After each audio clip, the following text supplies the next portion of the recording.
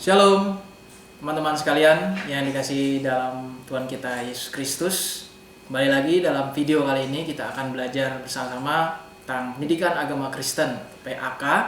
Dan kesempatan kali ini kita akan belajar dari kelas 10 SMA ya, kelas 10 SMA. Sebelum itu mari kita satu dalam doa. Bapa dan Putra di sorga, terima kasih Tuhan atas kesempatan yang Kau berikan kepada kami untuk belajar bersama-sama di sini untuk dalam pendidikan agama Kristen. Tuntunlah kami ya Tuhan dari awal hingga akhir pelajaran hingga kami dapat belajar dengan baik. Kami berdoa dalam nama Yesus Kristus. Amin. Baiklah teman-teman sekalian yang dikasihi dalam Tuhan kita Yesus Kristus, sebelum kita mulai, saya akan memperkenalkan buku yang kita pakai di sini, yaitu Pendidikan Agama Kristen dan Budi Pekerti.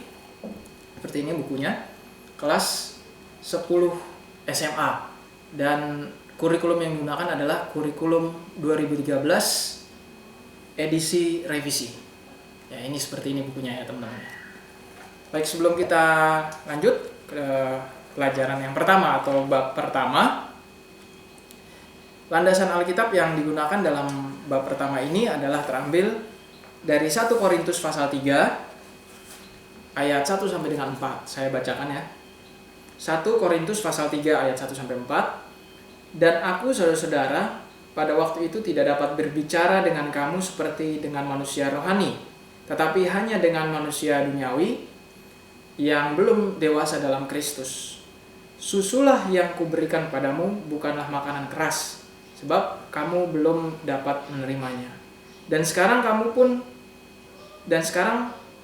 pun belum dapat menerimanya, karena kamu masih manusia duniawi. Sebab jika di antara kamu ada iri hati dan perselisihan, bukankah hal itu menunjukkan bahwa kamu manusia duniawi dan bahwa kamu hidup secara manusiawi? Karena jika yang seorang berkata aku dari golongan Paulus dan yang lain berkata aku dari golongan Apolos, bukankah hal itu menunjukkan bahwa kamu manusia duniawi yang bukan rohani? Demikian bacaan Alkitab kita sebagai landasan Alkitab, yaitu dari surat 1 Korintus pasal ketiga ayat 1 sampai dengan 4. Dan bab 1 ini temanya adalah Allah memberi pertumbuhan bagi manusia, dan terdiri dari 3 subbab nanti yang kita akan bahas bersama-sama. Yang pertama adalah karunia Allah dalam pertumbuhan manusia. Ini nanti kita akan membahasnya pertumbuhan manusia secara fisik. Dan yang kedua adalah arti bertumbuh dewasa. Nah, ini mungkin nanti bertumbuh secara fisik sudah dewasa dan juga secara rohani. Dan yang terakhir adalah tujuan Allah memberikan pertumbuhan. Kita mulai dari subbab yang pertama, yaitu karunia Allah dalam pertumbuhan manusia. Nanti saya akan membacakan sedikit materinya, lalu nanti kita akan menjelaskannya ya. Saya akan menjelaskannya. Kita langsung saja di sini. Karunia Allah dalam pertumbuhan manusia itu artinya adalah Tuhan memberikan pertumbuhan secara fisik, gitu ya teman-teman ya. Jadi apalagi ini kita sekarang kelas 10 ya, kelas 10 sudah beranjak gitu atau beralih dari SMP ke SMA gitu ya. Jadi itu ada suatu perubahan juga dalam pertumbuhan fisik. Nah, di situ yang memberikan pertumbuhan fisik adalah Tuhan sendiri. Nah, sebenarnya kalau misalnya remaja putra gitu ya, yang putra itu mungkin sudah timbul jakun gitu ya, terus mungkin sudah ada ya kumis tipis gitu ya, dan juga ada pertumbuhan-pertumbuhan fisik lain yang mungkin teman-teman tidak sadari, ataupun yang remaja putri juga seperti itu ya, mungkin secara fisik pita suara mungkin suaranya sudah mulai berubah gitu ya, secara lebih halus ataupun lebih kecil begitu ya, dan juga pertumbuhan fisik yang lain yang terasa pada teman-teman sekalian, terusnya yang remaja putri. Nah, itu semua adalah karunia dari Allah, ya, adalah karunia dari Tuhan. Di sini ada beberapa contoh tokoh-tokoh yang dikisahkan dalam Alkitab. Di sini ada Musa, Samuel, dan juga Yesus. Ya, ada 3 tokoh di sini. Yang pertama Musa, ya seperti kita ketahui Musa yaitu diselamatkan oleh putri Firaun, ya. Lalu Samuel yang diasuh oleh Nabi Elia gitu ya, dan juga atau Imam Eli gitu, dibawa dan diserahkan pada Imam Eli dan dibesarkan dalam rumah Tuhan. Nah, itu Samuel. Dan yang terakhir Tuhan Yesus sendiri, ya, di Perjanjian Baru Tuhan Yesus yang asuh, yang dirawat oleh kedua orang tuanya, Maria dan Yusuf. Nah, itulah beberapa tokoh, dan masih banyak lagi tokoh-tokoh yang lain yang memang diceritakan dari awal pertumbuhan mereka, dari mulai anak-anak, remaja, pemuda, sehingga dewasa. Nah, itu proses pertumbuhan itulah yang merupakan karunia atau anugerah yang berasal dari Tuhan sendiri. Jadi teman-teman sekalian yang dikasihi dalam Tuhan kita Yesus Kristus, seperti di sini ada ilustrasi, ya, seperti butir padi. Sebutir padi jatuh ke tanah dan akhirnya tumbuh menjadi tanaman padi dan berbuah dan berbunga dan berbuah. Demikian Allah pun memberi pertumbuhan yang sempurna pada manusia. Semua itu adalah misteri Allah. Kita tidak bisa melihat kan bagaimana pertumbuhan rambut kita, bagaimana pertumbuhan kuku kita misalnya. Kita tidak bisa melihat itu, tetapi itulah misteri Allah. Bagaimana kita bertambah tinggi, contohnya yang tadinya tingginya mungkin dengan ayah kita masih lebih pendek, tahu tiba-tiba 2-3 tahun kemudian kita sudah lebih tinggi dari ayah kita, sebenarnya misalnya seperti itu ya, ataupun dengan ibu kita juga seperti itu. Jadi kita tidak bisa menilai, kita tidak bisa melihat bagaimana pertumbuhan itu, karena itu adalah misteri Allah. Yang kita perlu harus lakukan adalah kita mensyukurinya, karena itu adalah anugerah atau karunia dari Tuhan sendiri. Ini dalam subbab pertama seperti itu ya. Lalu kita sambung atau kita lanjut ke subbab yang kedua, yaitu arti bertumbuh dewasa. Arti bertumbuh dewasa di sini menurut Kamus Besar Bahasa Indonesia, dewasa. Kata dewasa dulu ya teman-teman. Kata dewasa di sini berarti sampai umur akhir balik, bukan kanak-kanak atau remaja lagi, matang cara berpikirnya, dan juga mencapai kematangan kelamin. Nah, ini arti kata dewasa menurut Kamus Bahasa Indonesia. Lalu yang kedua yaitu menjadi dewasa gitu ya. Istilah dewasa itu berasal dari kata Latin adolescens yang artinya tumbuh menjadi dewasa. Jadi menjadi dewasa. Arti menjadi dewasa adalah individu yang telah menyelesaikan pertumbuhannya dan siap menerima kedudukan dalam masyarakat bersama orang dewasa lainnya. Jadi ketika kita beranjak dewasa ya, jadi ini kita masih remaja kan, masih kelas 10. Nantinya kita akan beranjak dewasa. Nah, itulah arti dewasa. Jadi udah akil balik seperti tadi ya. Jadi artinya kita sudah mulai bukan lagi anak-anak, tetapi sudah berproses menjadi remaja yang dewasa seperti itu ya. Mudah-mudahan jelas ya teman-teman. Lalu apakah arti dewasa yang lain gitu ya? Apakah arti dewasa itu seorang dikatakan dewasa apabila ia, atau di sini lebih tepatnya adalah ciri-ciri ya, ciri-ciri orang dewasa. Apabila ia dapat bertanggung jawab terhadap pekerjaannya dan juga dituntut untuk mempertanggungjawabkan semua yang dilakukannya seperti bekerja untuk memenuhi kebutuhan dan kehidupan keluarganya. Selanjutnya, ia sanggup membuat keputusan dan bertanggung jawab terhadap keputusan tersebut dan tidak tergantung pada orang lain. Nah, artinya ketika kita sudah dibilang dewasa, kita tidak bergantung lagi pada orang lain. Apa yang kita lakukan, apa yang kita kerjakan gitu ya, apa yang kita pelajari atau apa yang kita laksanakan itu adalah tanggung jawab kita sendiri. Nah, itulah dewasa, berani dalam artian berani berbuat, berani bertanggung jawab.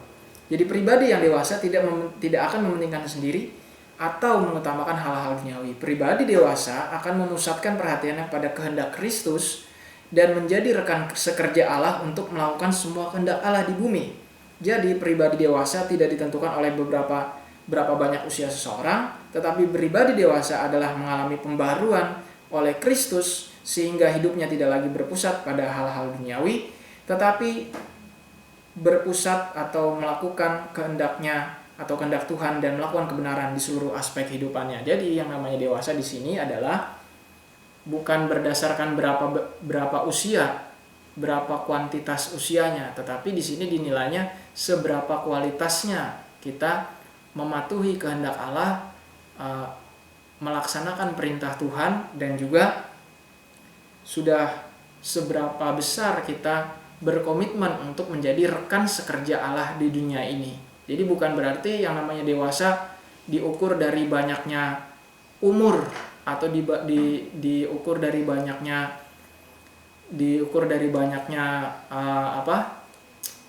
pengalaman kita. Bukan seperti itu ya.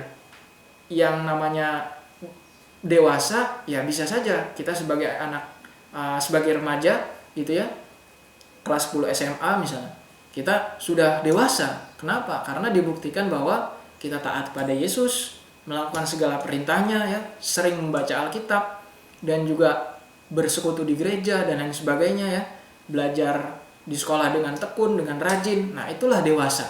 Jadi tidak mesti wah kita masih kelas 10 SMA nih, belum dikatakan dewasa. Oh, itu jangan seperti itu ya berpikirnya ya. Karena yang namanya dewasa bukan tergantung dari banyaknya usia, tetapi tergantung dari bagaimana kita menjalani kehidupan kita di dunia ini. Seberapa kita patuh pada firman Tuhan dan melaksanakan kehendak Tuhan.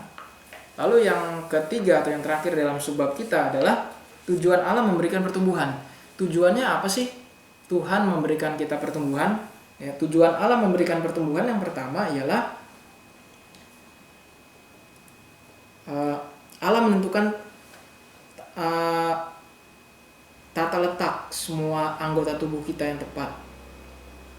Maka tujuan Allah memberikan pertumbuhan adalah yang pertama tadi, agar manusia mengalami segala perbuatan ajaib Allah ya.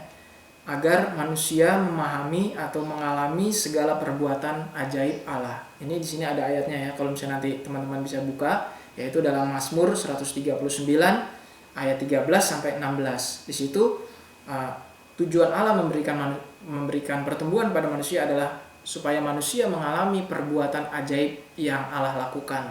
Itu yang pertama. Yang kedua, agar manusia menyadari bahwa Allah sangat dekat dan mengasihi manusia, sehingga manusia harus hidup dan bergantung pada Sang Pencipta. Jadi tujuan Allah memberikan pertumbuhan pada kita yaitu supaya kita menjadi dekat kepadanya. Kita menjadi rekan sekerja Allah di dunia ini, supaya manusia juga bergantung pada Tuhan, bergantung pada Allah. Jadi jangan mengandalkan diri sendiri ya teman-teman ya. Harus mengandalkan Tuhan. Lalu yang ketiga atau yang terakhir adalah bukan yang terakhir, yang ketiga nih ya. Nanti yang ada yang terakhir, yang keempat. Yang ketiga, agar manusia memiliki harkat dan martabat mulia dan lebih tinggi dari segala makhluk di bumi ini. Jadi tujuan Allah memberikan pertumbuhan pada manusia adalah untuk memberikan harkat dan martabat pada manusia. Lalu yang terakhir, yang keempat adalah manusia setiap hari bertumbuh mengenal penciptanya melalui semua pengalaman hidupnya. Jadi melalui semua pengalaman hidupnya manusia bisa mengenal Allah.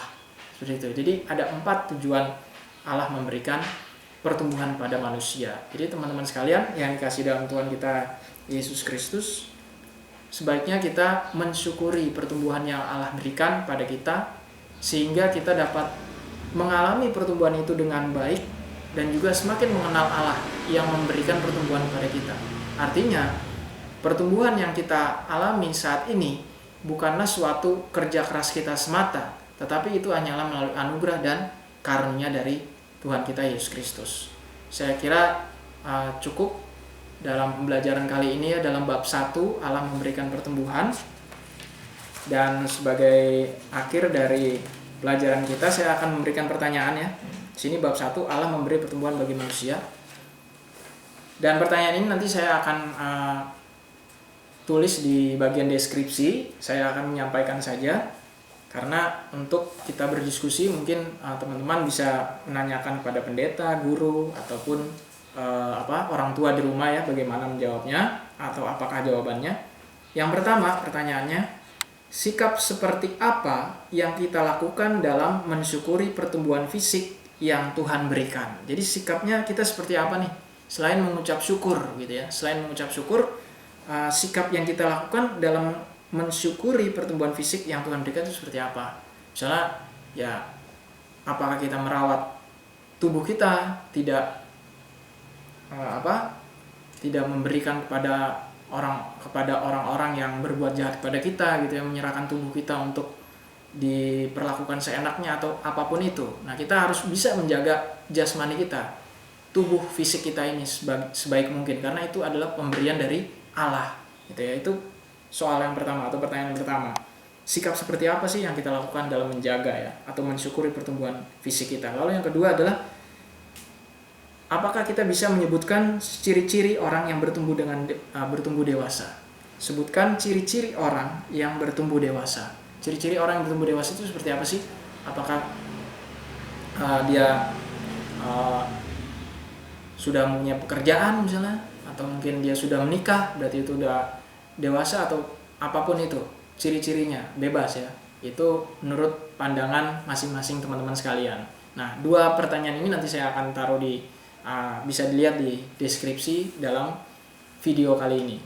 Jadi teman-teman sekalian yang dikasihi dalam Tuhan kita Yesus Kristus, sampai di sini pelajaran kita dalam bab 1. Semoga bermanfaat dan berguna bagi kita semua. Untuk mengakhiri video kali ini, mari kita satu dalam doa. Kami mengucap syukur ya Tuhan atas pimpinan-Mu dalam pelajaran kali ini. Ajarlah kami untuk terus mensyukuri dan menjaga tubuh dan jasmani kami yang Engkau berikan pada kami, sehingga tidak terjerumus dalam kubangan dosa. Mampukan kami untuk melakukan hal itu ya Tuhan. Inilah doa dan permohonan kami ucap syukur, terima kasih. Kami berdoa dalam nama Yesus Kristus. Amin. Demikian video kali ini dalam bab 1 kelas 10 SMA dalam mata pelajaran Pendidikan Agama Kristen, dan nantikan video berikutnya yang selanjutnya yaitu bab 2. Nantinya kita akan mempelajari dalam bab 2. Sampai di sini dulu, saya Pendeta Felix Yohanes Andaria, ucapkan terima kasih. Tuhan Yesus memberkati. Shalom.